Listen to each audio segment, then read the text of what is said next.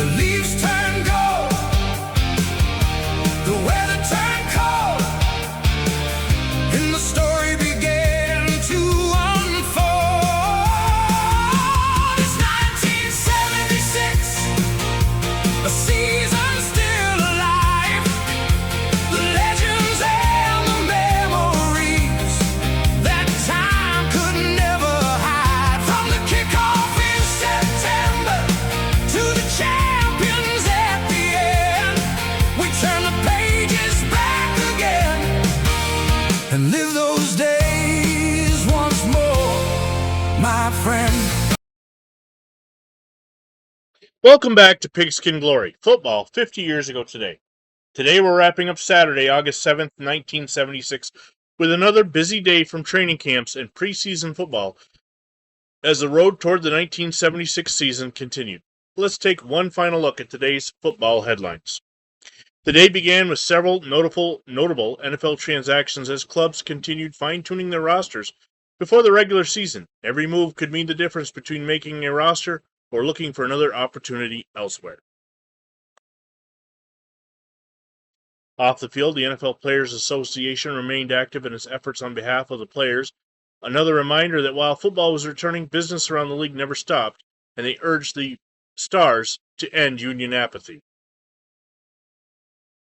We also looked at Monday Night Football's incredible viewer loyalty, showing just how quickly ABC's primetime showcase had become one of the television's biggest attractions.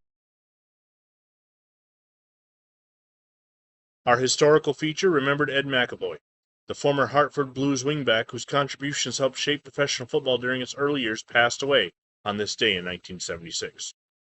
In today's Football Digest, we took another trip through NFL training camps, and of course, spent a few moments looking at the vintage advertisements that make those old magazines just as entertaining today as in 1976.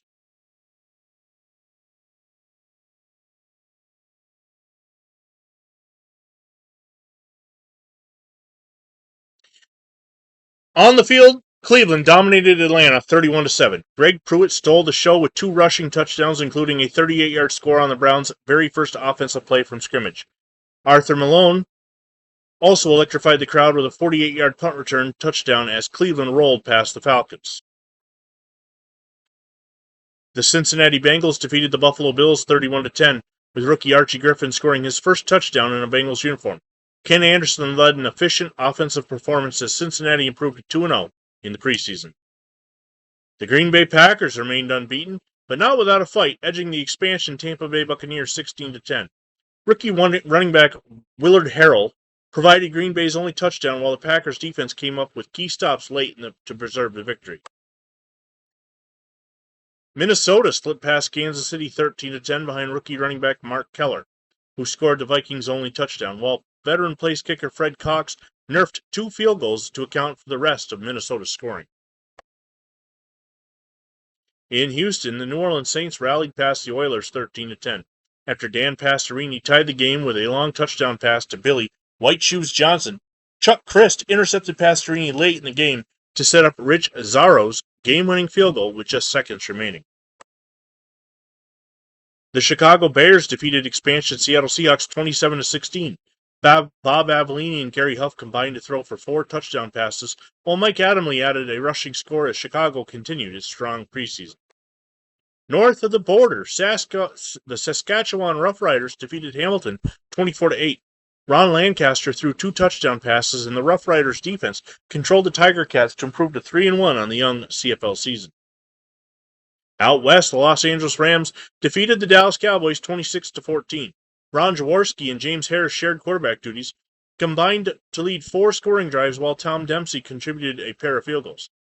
Finally, the Oakland Raiders knocked off the St. Louis Cardinals in, of all places, Tempe, Arizona, foreshadowing Arizona's move the Cardinals' move 10 years later. 20-9. Charlie Smith rushed for a touchdown. Rookie kicker Fred Steinfort added 2 field goals, and the Raiders improved to 2-0 in preseason play despite losing veteran running back Marv Hubbard to shoulder injury. That wraps up another day from Football World on August 7th, 1976. Thank you for joining us on Pigskin Glory, football 50 years ago today. If you enjoy reliving the history of the game one day at a time, be sure to like, share, and subscribe, and we'll see you tomorrow as our journey through the football season of 1976 continues.